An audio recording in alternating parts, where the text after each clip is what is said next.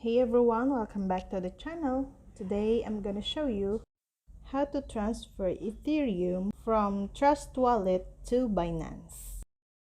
All you have to do is go to your Trust Wallet app, then click on Ethereum. Now click on Send. As you can see here, we need the link and the amount from Binance. So go to Binance app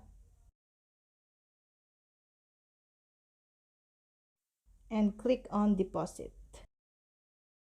Click again, Deposit Crypto. And now click on Ethereum. Again, click on Ethereum. So from here, you need to scan this QR code or copy paste this link. And you need to know the minimum of your deposit. So go back to Trust Wallet and paste the link of the Binance. Now enter the amount of your Ethereum coming from Binance again. And after that, click on Continue. And that's all. I hope this video helped you guys.